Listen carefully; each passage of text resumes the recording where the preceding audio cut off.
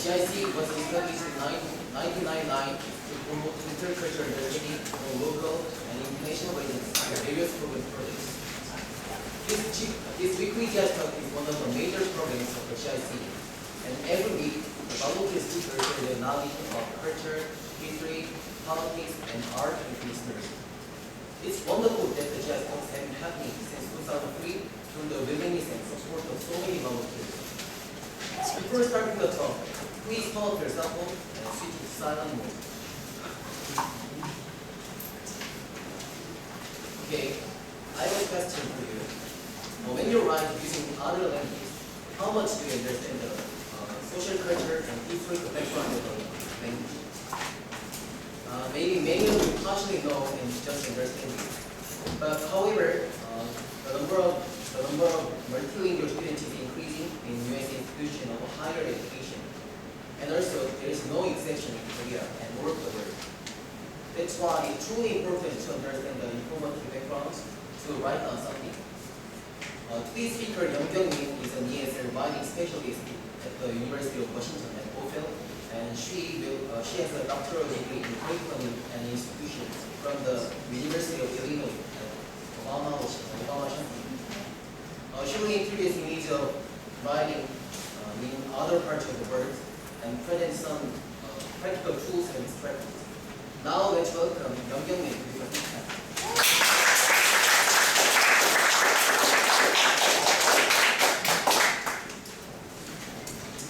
First of all, I want to say thank you for coming to this workshop on Saturday afternoon. I'm sure all of you have many other things to do, and I really appreciate that we can come to GIC to share your stories and also listen to some of the stories I will share with you. And also I want to say thank you to G1 for the wonderful introduction. So, as you can see, can everybody hear my voice? Yes. Since some of you are sitting at the back, I thought that I should use the microphone. If you feel I do not need to use the microphone, I am happy to turn it off. But I just wanted to make sure that all of you understand the little points I will be making throughout the whole talk. So I asked for the microphone. Okay, so first of all, as you can see, the theme of our topic today is writing. And Gianna asked a really wonderful question from the very beginning. How much you think about when it comes to the activity of writing, the cultural backgrounds, the social backgrounds, or the other important factors that needs to be considered when it comes to discussion of the activity of writing. Before we discuss the images of writing across other parts of the world, I want to ask you that what are the main difficulties or issues that you have had communicating your ideas in written language? The topic today is writing, so everything we'll be talking about around the activity of writing. So based on your own experiences, English composition, English writing, can you think of any problems or any issues that you have had? Yes. Can you share your? Basically, we're expressing the English is based on news as well. Just like we're into English will be Right. So you mean the verb system, Korean verb system, such as 먹다, 노래 부르다, 공부하다, and all the verb forms are quite different from the English. So that's one of the major difficulties. The English verb tenses, as I'm notorious, as some of you know, English verb tenses they are so complicated, especially Asian students whose native languages do not have those verbs, not simple past. Past present perfect, past principle, and all those complicated verb forms actually can be quite a challenge for many international students. Do you want to say? What is it? You want to use the microphone? So that. Conference is the most, you the English resources use the most. Can you repeat just one more time? So, you're talking about the Korean verb system, right?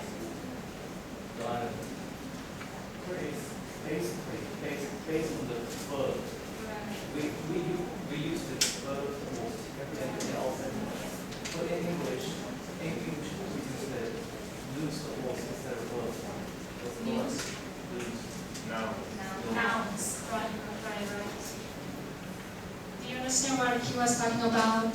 Yeah, I think he was talking about in English, the native speakers tend to communicate their ideas through nouns.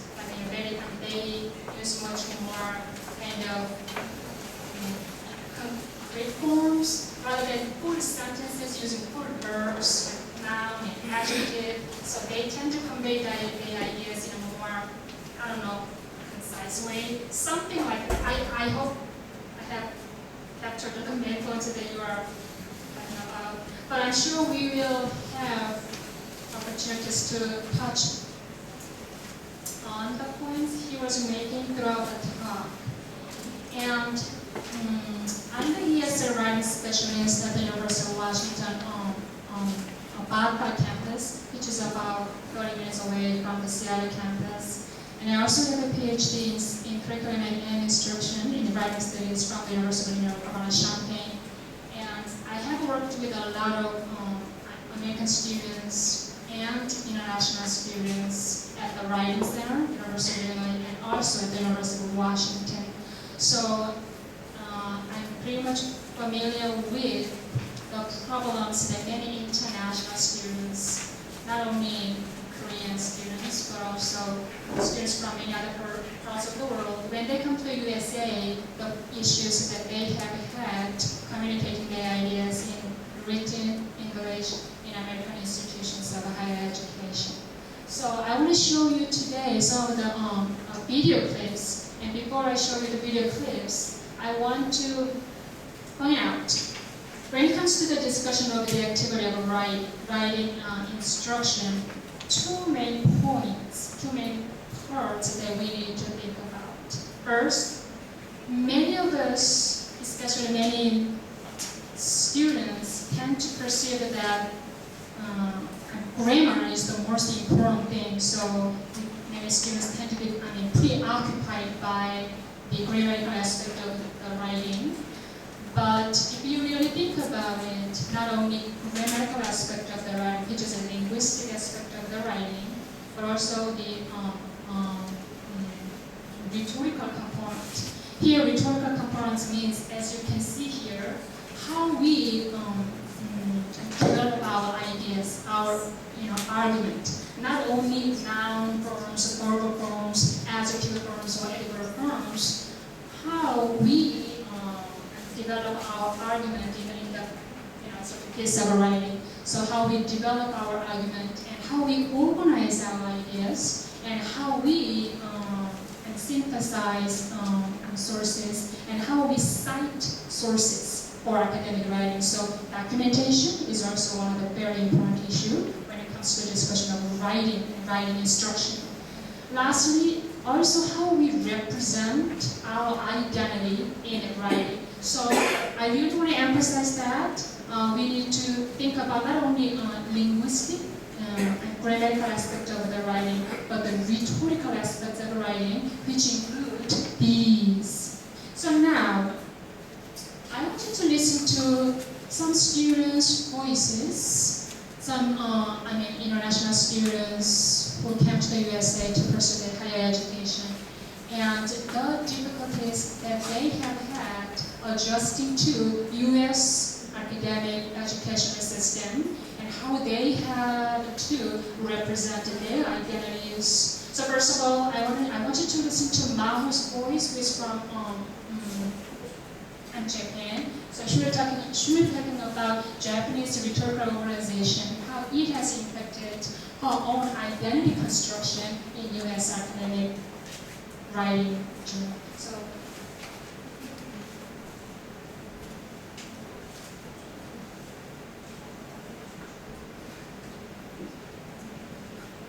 The Japanese traditional writing style is a little bit different from American writing style. And the way I learned in my elementary school is Japanese essays should be divided into 4 parts, which is He, Sho, Ten, Kids. And there's a very famous Japanese poem that teaches us how to write Japanese essays. And this is the way what I learned. The title is the Daughters at String Shops.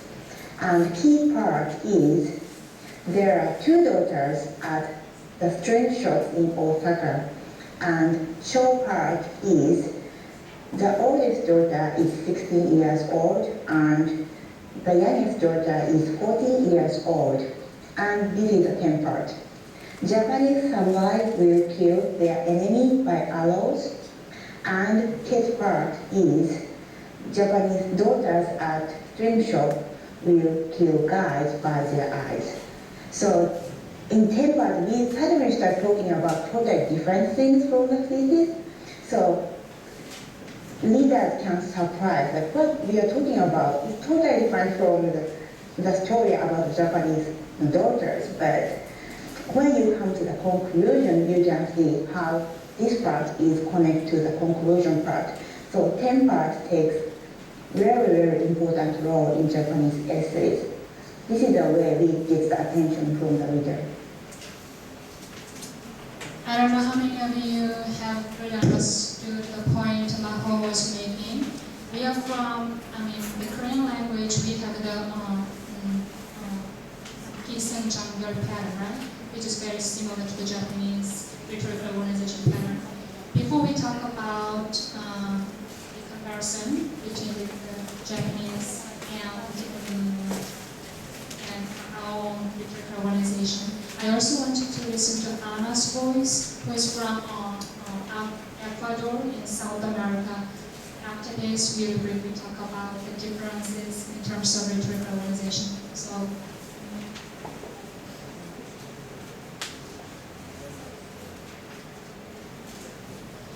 What I have noticed is that Americans usually will introduce their main point or say exactly what they want to say right at the beginning. It's almost like you're organizing in the introduction their main point, and then they develop their main point. Well, in Ecuador, what we would like to do, or we sometimes tend to do, is that we don't present the main point at the beginning. We go around it until we finally get to the point, which is in the middle. It's kind of like this idea of circularity, and we go around and around it until we get to it. A good example of this is if I want to talk about, let's say that yesterday I went to a party and 2 guys were fighting, garden fight. This is how an Ecuadorian will tell the story. I will start by saying, remember Pablo? Remember how Pablo used to be in love with Mary? And remember Juan? Remember that he also liked Mary? Well, yesterday when we went to the party, they started drinking and, and I will go on and give you all these details. And maybe by the time I tell you, yes, Pablo and Juan got in a fight because of Mary, you already have a complete idea of, or almost 95% of what I'm trying to tell you. In the case of an American, if I meet somebody for coffee, and it's a good friend of mine, is an American, we sit down, she would just go ahead and tell me, yes, Anna, you know what happened yesterday? Juan and Pablo got in a fight because of Mary. Yeah, I know some of you may find it quite interesting, and you can relate it to your own experiences, especially in the Western here. Those of you who are teaching here, Western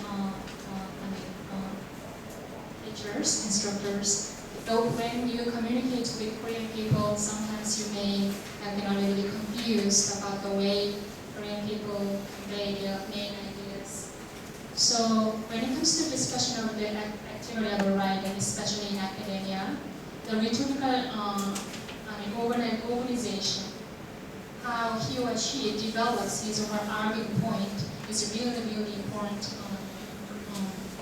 It's really, really important. In Korea, we have a piece of Jeong pattern. When it comes to Jeon, which is turning point, this is a place where we present the main point of our argument. Japan also very similar to the Jeong pattern, and also China, they have a Gyeong pattern. So in Asia, we are very much used to these types of rhetorical organization. But when it comes to U.S. academic writing, as Anna says, as Mao emphasized several times during their talks, the way they develop their argument is quite different from the way that we do. We are educated to develop our argument. This is called the 5 paragraph essay. Those of you who are from the U.S. and Canada, you will immediately understand what I'm trying to say. Here, you need to, in the U.S., you are supposed to, you are expected to present your argument point at the beginning. The top, each paragraph, I mean, not every single each paragraph, when you write like, 500 page, book or article, but in the US, usually in the introduction is toward the end of your introduction, you are supposed to present the thesis statement of your paper. Thesis statement is the main arguing point of your writing. So you do not wait until you reach a chunk part, right? You introduce and you develop ideas, and when you reach the chunk part, you present your point. And here is very much, here, as you can see, very different. But when it comes, I also need to make a point that when you, this is middle school, and high school type of academic writing. When you come to college and universities, you are supposed to move beyond the 5 paragraph essay. But I want you to show you this little diagram in order to highlight the main differences between U.S. academic writing and especially Asian ways of developing your argument in academic writing. Now, I also want you to listen to the stories that the Maho, the student who we listened to just now, the Japanese students, and Santani, who is also from Turkey. They will share their own stories adjusting to, again, U.S. academic writing system. One is about reader-based writing and also writer-based writing. And Santani will talk about how you are supposed to write more clear and concise writing rather than very sophisticated, long, elaborate sentences. So let's listen to their stories and let's come back to discuss some of the main points. In American writing, it is very important for you to make everything very clear, but in Japanese writing, this is a bit different because readers are supposed to participate the story much more than American writing. It means that, for example, when in the Japanese writing, there are so many pronouns, and there are so many pronouns, but this is reader's job to understand what this she is and what this he is and what this it refers to. And I tend to do that when I'm writing American, like English essays, and everyone asks me like who this he is and who this she is. I don't understand. But for me, guess what? This is your job to understand it. But this is a very different part. So in American writing, like you need writers have auto responsibility for their writing, but in Japanese writing, readers have one responsibility to understand and participate that story. Do you understand the points that Maho was trying to make? Reader-based writing and writer-based writing. We are talking about writing, but different countries have different ways, different again rhetorics. Again, not on the linguistic grammatical aspect of writing, but how much the reader. You are a writer. I am the reader. How much you are supposed to participate in the meaning making, in the whole dialogue. Japanese writing is very much reader-based writing. You do not need to explain everything,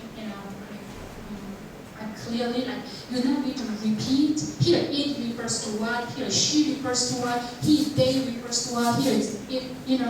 But in America, what Maho is saying that in U.S. academic writing, what Maho is saying that you, the writer, has much more responsibility to articulate, to clarify your point. So U.S. academic writing in Mao's perception, very much a writer-based writing, but Japanese and Korean is a little bit, things you can express more subtly. If you explain everything very, very clearly, your writing may come across a little bit dry or boring. So reader-based versus writer-based writing, how much the reader has to participate in the whole meaning-making process. That was Maru's point. Now, I also want to listen to Satani's points about the sentence construction, how different cultures perceive different sentence construction in writing, in academia, differently. So, please, Satani. In America, I have noticed that the writing professors want short, concrete, understandable sentences. That's the way to write your composition. But in Turkish, what we do is we use long and elaborate sentences because we think that it's more poetic and it flows better that way, and you read it for the sake of giving some kind of a pleasure out of it, not necessarily just to understand the point. And also, we pay attention to the fact that we need to have these essays look good. So we have different punctuations that are just designed for visual pleasure. Like 3 dots, when you write a sentence, you end it with 3 dots, it indicates that the thought goes on. I don't know, those of you who are teaching writing in Korean universities here, first of all, would you raise your hands if you're teaching writing here? Yeah. What Satani is saying is that, I don't know if you can relate it to her points or not, Korean students, when they ask for help to native speakers of English, right? Sometimes they, oh, I want to make my writing really beautiful and sophisticated. I like long sentences, so that way my writing sounds more beautiful. As I told you before, I've been working at the Writing Center at the University of Illinois Champaign as a ESL writing specialist, but I've been also working with American students too. At the University of Bothell, Washington, I also work with a lot of international students. One of the major kinds of, I don't want to say complaints, but many issues that the faculty members are I'm talking about here at my institution is that many international students tend to express their ideas in long sentences, and sometimes when they read their passages, one sentence is like 5 sentences long, 7 sentences long, and on the way they feel asleep, So here, U.S. academic writing, it's a little bit different. Ecuador, South America, students from Brazil, Argentina, they are educated to express their ideas in long, elongated sentences. But U.S., it's quite different. So now another important point I need, before we move on to the next video clip, I want to emphasize with you that You really need to make your points as clearly as possible for your reader and to write as clear and concise sentences as possible, not 9 or 7 long sentences. Another important point that I want to discuss today with you is that the notion of the research paper. In Korea, the research paper and the concept of the research paper is quite different from the notion of the research paper in the US. At least for the past, since the late 90s, you really need to demonstrate the process of your engagement with your research project. I think I should have you listen to Khan's voice first. I think that way it's easier for you to understand the points I'm trying to make. So let's listen to Khan's first.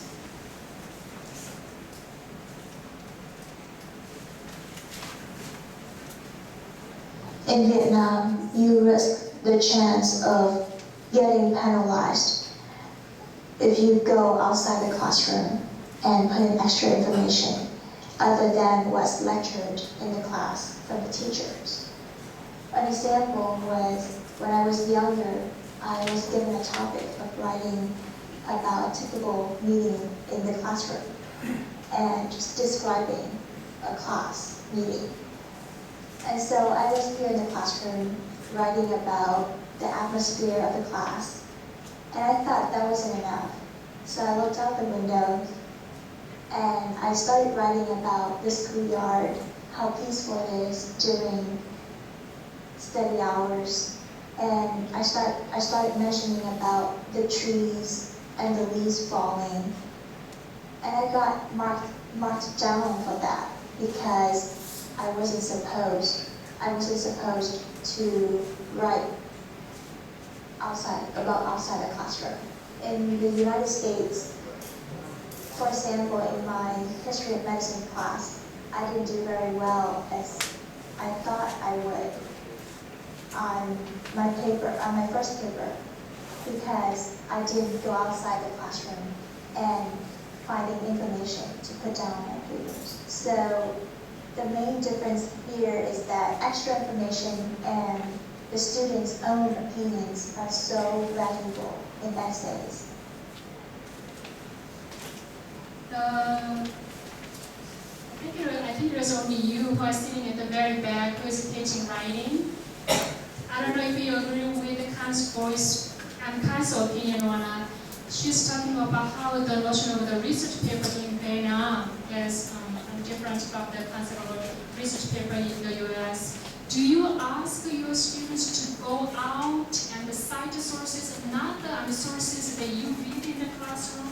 When it comes to their research projects, do you ask them to go out and interview people and collect some artifacts and incorporate all of those extra data outside the class into their research project? Do you? Depends on the topic.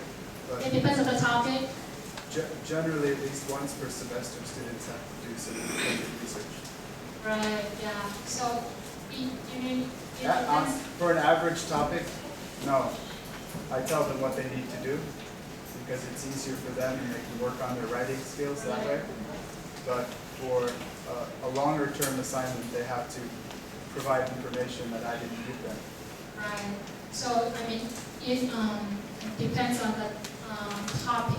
If the topic of their research paper can be done only with the sources that you have provided for them in class, that's fine. For example, a major research project at the end of the perhaps your course, then you ask them to go out and become a more active researcher and to demonstrate their process of their engagement with their project in their writing, right? Correct.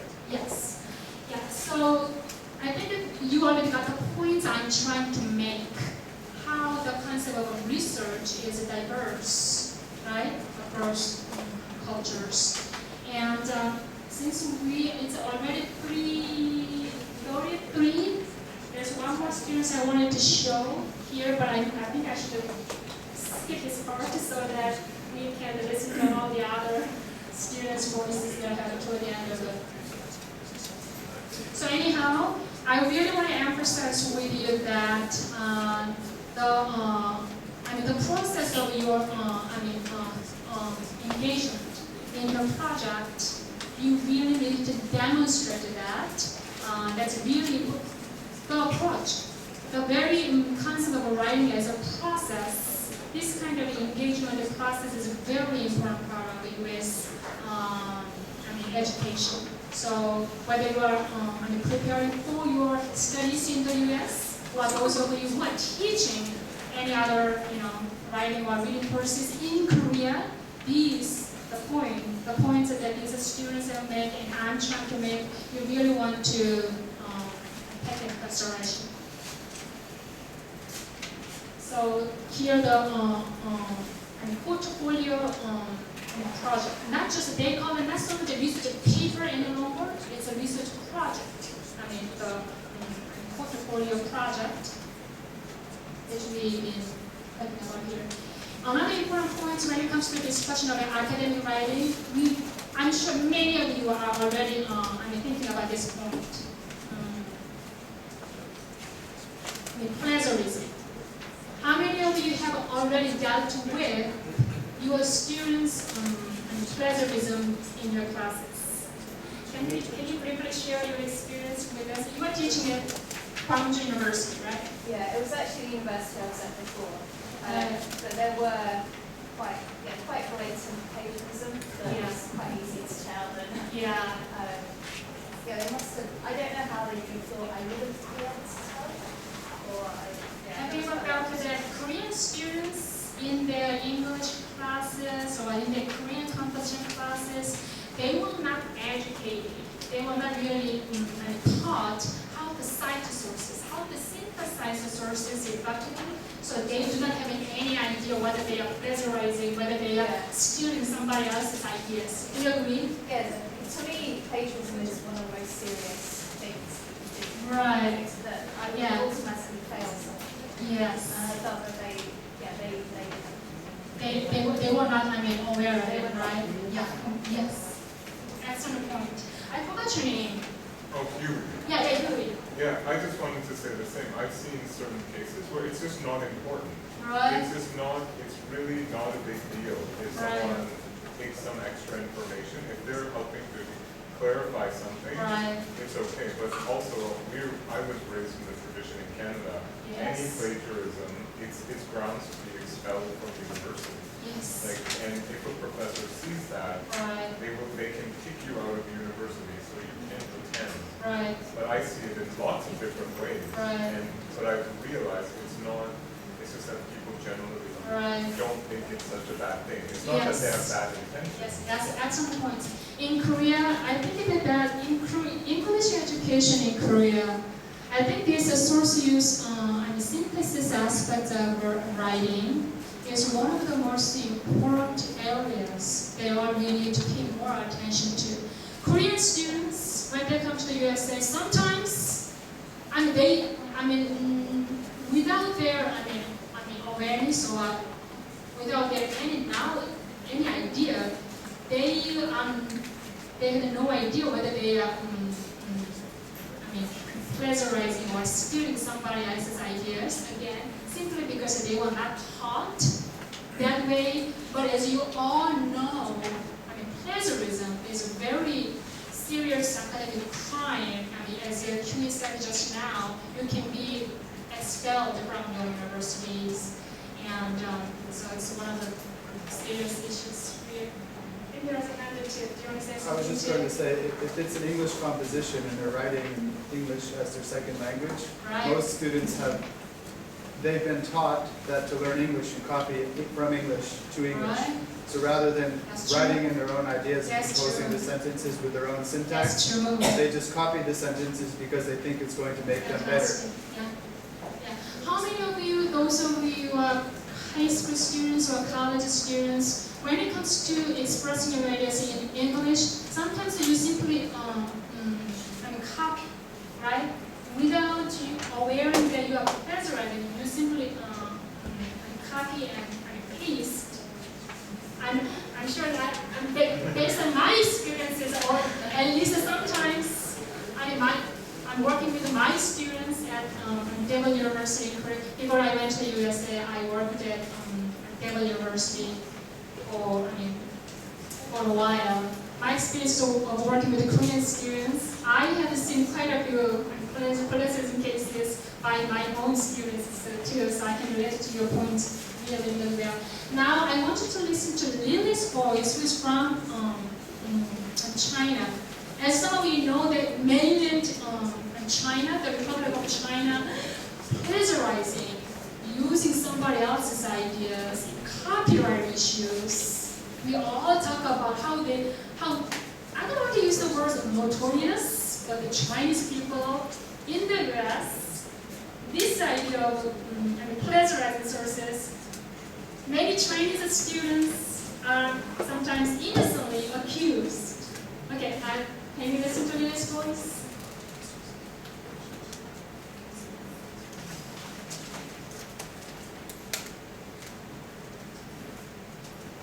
Well, I've noticed that citation is a very big part of academic paper here in the United States. People are very aware of the copyright issues, what the source is, where is it from, what picture is this magazine from, and very detailed cite everything. But in China, it's not a big thing at all. I would just say, for example, in an article, I don't remember who said this, but this is, roughly the sentence, or just place a picture inside of an article without, citing the source. And the more I think about it, I think, a big part of the reason is because the cultural differences. Because in China, we're so used to sharing everything. And we're a country with more than 5,000 years of Asian culture. And also, on top of that, we're having communism, The idea of that is everybody's supposed to be able to share everything. So it's just very common and natural for people to think, it's okay to share. Well, I've noticed that it's okay to share. It's a collective society. You don't need to acknowledge the sources. It is okay. This is how they are, educated. So when they come to USA, they are, professors and contact the writing center. I have students from, Hong Kong, China, Korea. I just cannot believe that they copied the whole page from page 9 to from 10, and there's no page number, there's no indication of the author, but they said that that's okay. So as you can see, it's a very much, documentation. We call it documentation, right? You need to indicate the sources. Sources, the synthesis aspect of writing are deeply, really, really deeply, embedded, in the culture you are from. So the point I have to make, as a writing specialist in an American institution, Korean students, when they come to the university to finish their BA, Masters, and doctorate degree, they really need to improve their skills of source use synthesis. My colleagues, they go crazy. They complain, I really cannot deal with these students. You take care of this. It is not my responsibility. I don't know what to do with this. That's your job.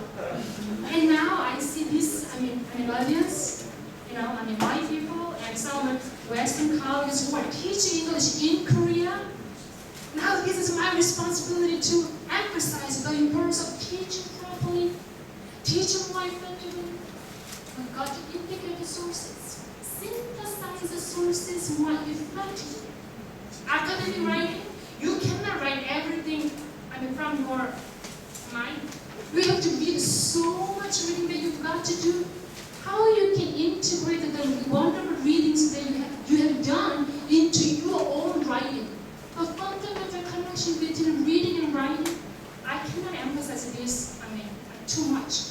You all know that the more in-depth reading, the more honest reading that you do, the more strong, the more solid writing you can produce. So by passing, I want to emphasize one more time the fundamental connection between reading and writing, the importance of teaching source use synthesis skills to Korean students, whether you are Western teachers or whether you are, Korean national teachers. It is important. We are talking about academic writing here. I have one more student's voice. One more student's voice who emphasized the importance of adjusting to kinds of different formats. U.S. academy have many different layers of formats, and so she will be talking about how she adjusted to the different format of U.S. academic writing. This is very short, less than 2 minutes. So let's listen.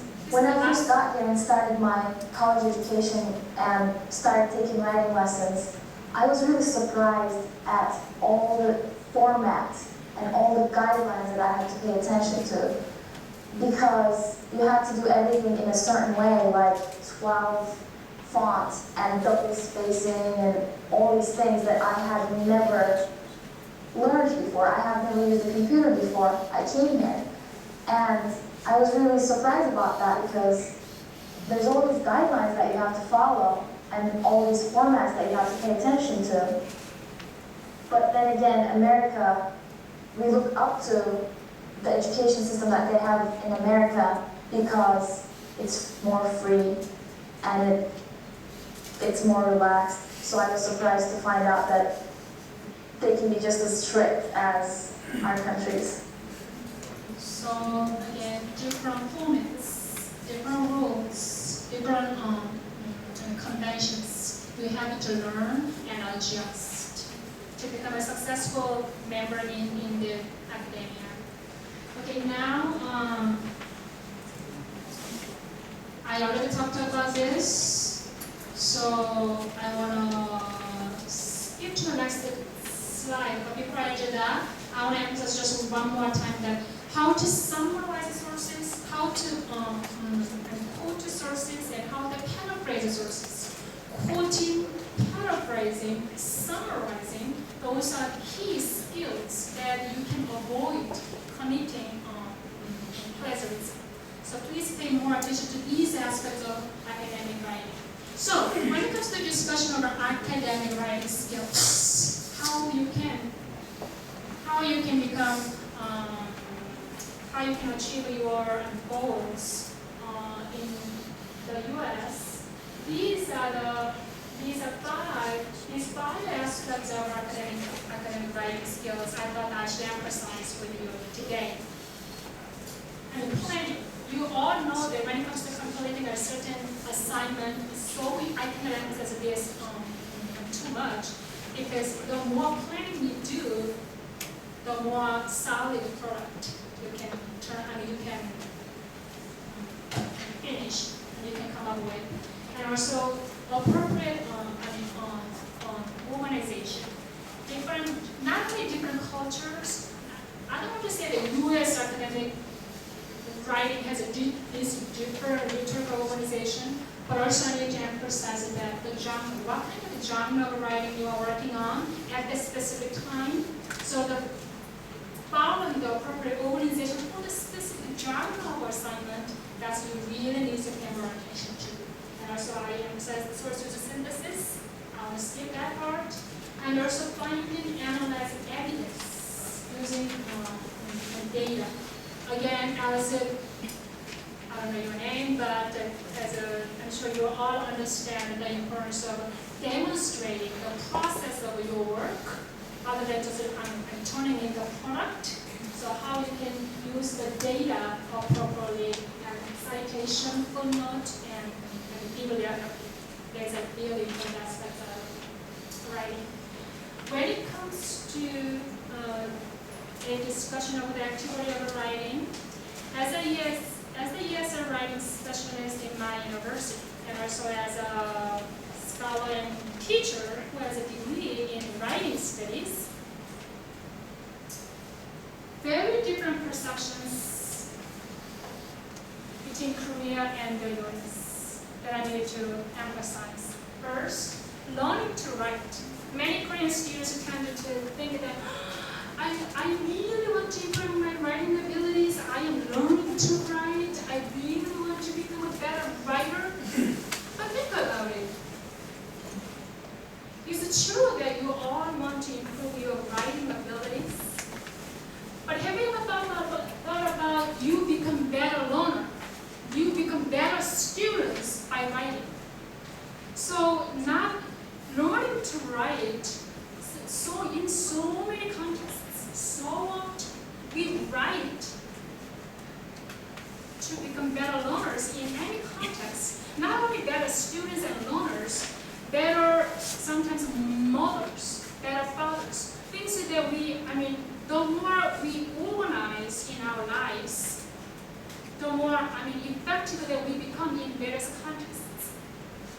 And shopping list, for example, things that we have to shop at the supermarket, mall.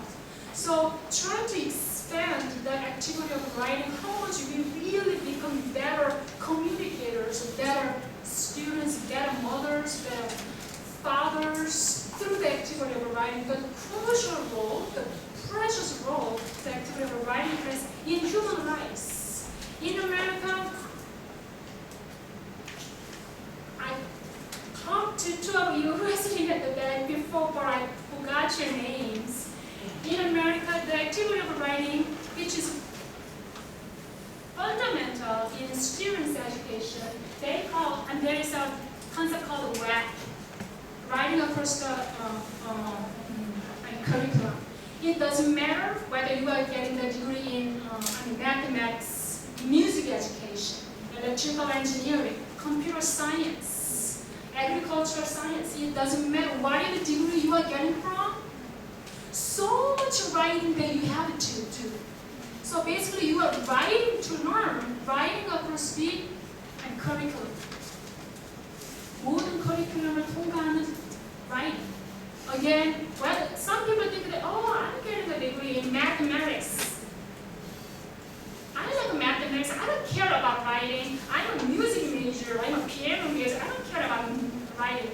But when you come to the USA to pursue your higher education, doesn't matter again whether you are a violin major or electrical science major, so much writing that you have to do. So it's crucial that you expand the concept of writing, how much we really become better communicators through writing in various aspects of our human lives. And in America, we often, educators, emphasize with international students and American students the importance of pursuing writing as a process. Some of you may think that, what the heck? What is writing as a process? Then what about writing as a product? Product?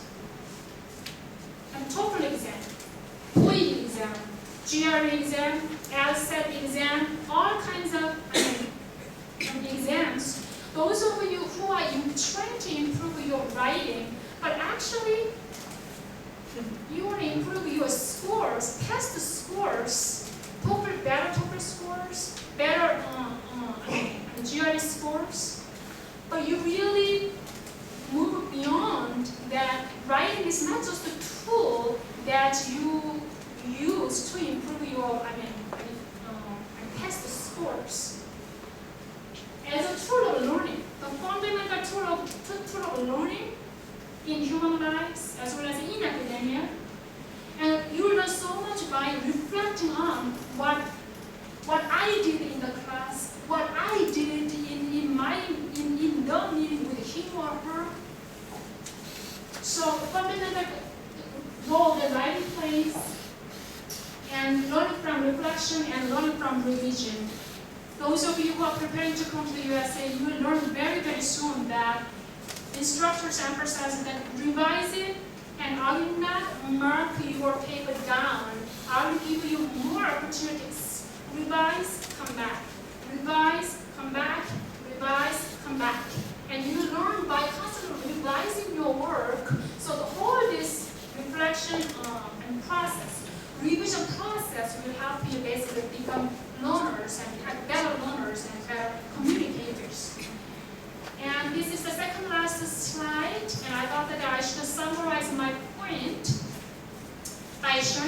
kind of diagram. Writing is a process, which is a huge thing in America. I don't know if you are from London, right? I don't know, is it the phenomenon writing as a process is a big thing in London? We don't use that expression, but definitely writing is a means to communicate and Right. finding your voice and saying Yeah. something rather than Right. But some people say that 전문은 미국 현상이야. American phenomenon. Writing is such a 미국 현상, American phenomenon. Here, as you can see, how much writing as a process, writing as a circle. How much reading you have done? Sometimes when you feel, I have a writer's block, I have to finish this 17-page paper, I have no idea what to write about, I want to give up. But if you really think about it, when you have a writer's block, how much reading you have done? Perhaps you have not done maybe earnest reading as much as you perhaps should do. So that's why you have a writer's block. And brainstorming. Who have you been? Who did you talk to about the specific assignment you have? Brainstorming is very important of the writing process. But is it only you? Are you the only solitary writer in your dormitory room, in a coffee shop, in the library? You can't really talk about the specific assignment with somebody else. Who did you engage in your process, in the brainstorming process? Very important aspect of the writing process. And draft. After that, you produce a first draft. Who did you talk about your first draft? Second draft. Who have you participating in your second draft process? Third, fourth, fifth. Revising, editing, revision, editing. Very different. But because of the time limit, I don't think I have the time to talk about main differences between editing and revising. I hope that I can come back some other time and talk about all these aspects in great detail. But researching, what kind of research will you throughout the whole process? Very important question that you need to ask yourself. And sharing. Who did you share your writing? Your advisor? Did you turn in your paper to to get an A? Or did you submit? Did you share your experiences by publishing your work in a magazine article or some kind of any kinds of conference, etc.? Who did you share your stories? So these are the things that you need to pay attention to. And key elements of academic writing, in U.S. institutions, these, who was your audience? Who is the main purpose? What is the main purpose? What kind of presentation style that you use? What is the topic of your paper? What is the genre of the assignment? How familiar you are in terms of the specific genre of the assignment?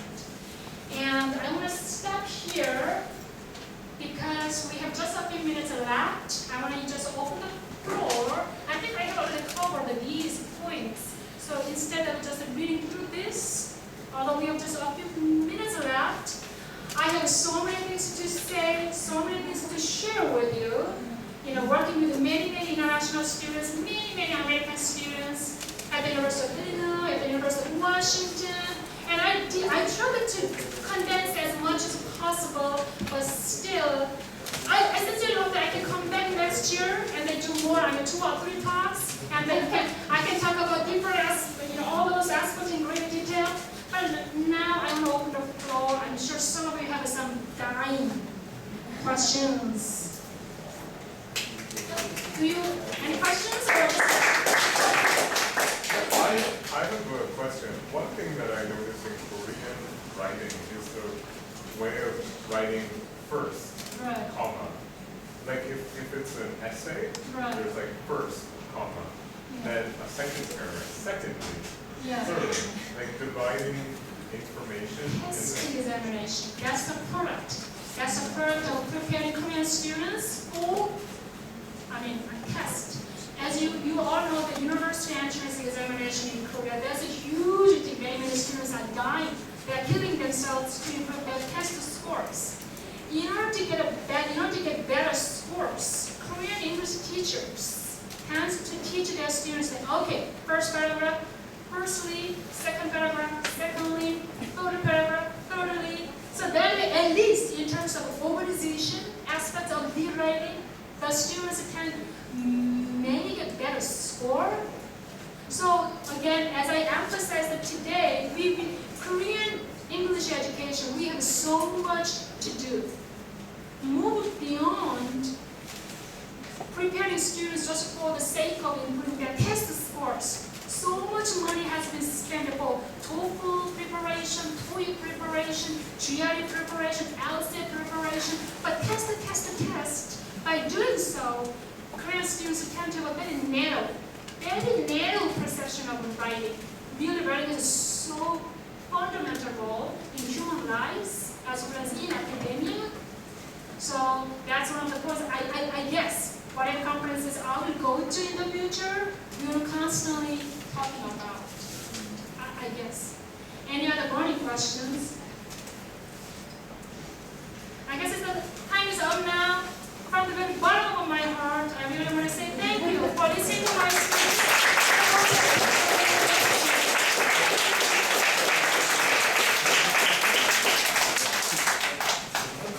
And we have a handout here. This is from the Writing Center at the University of Bothell campus. So this handout is talking about how we perceive writing as a process rather than product. It's just one simple handout, but you will see that how different aspects of writing are perceived differently. So, once again, thank you. Thank you, Juan. Thank you for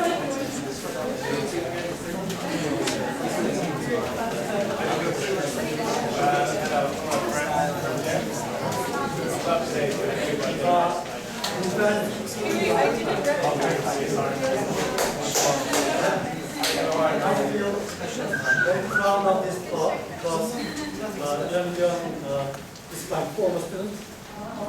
He's my advisor. And I have you, I'm a huge fan of that, actually, in my Chunam National English Department. She entered the university at 1987, graduated in 1991. I did not expect the talk about writing can be so energetic, impressive, so much sharing. I'm sorry that I tell it this way, because before the talk, Gwangju's talk should be very much technical and then simply information sharing. But I was a lot impressed. And from your talk, I put a note like this: writing for an organized life for myself. I'm having a very hectic, busy life every day. I did not have the time to organize myself through writing because I have to handle all the overwhelming tasks without writing. But from your talk, my resolution is to write, to organize myself. So I hope we can enjoy more of your presence here, maybe next year. In fact, I want her to get involved with Chunam National Summer Session next year. I already asked her to come to teach at Chunam National, but she told me that she did not have enough time before she came here. So this year, Chunam National invited 17 researchers and then scholars and professors to teach the Chunam National Summer Session. One of them, I also wanted to invite another, my former student who is now teaching at UCLA, and then she did not come, but she sent her colleague at UCLA, and then one of the professors in UCLA is teaching now with us.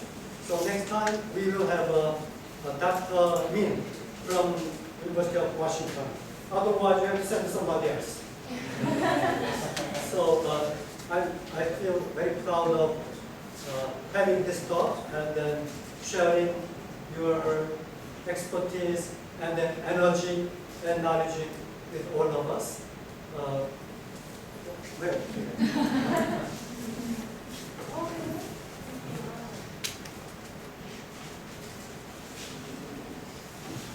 So it is quite interesting for a former teacher to learn from his former student.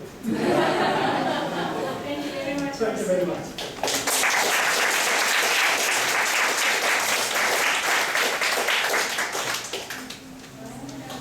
Nobody has enjoyed my talk as we do with your talk. So I feel quite envious of you.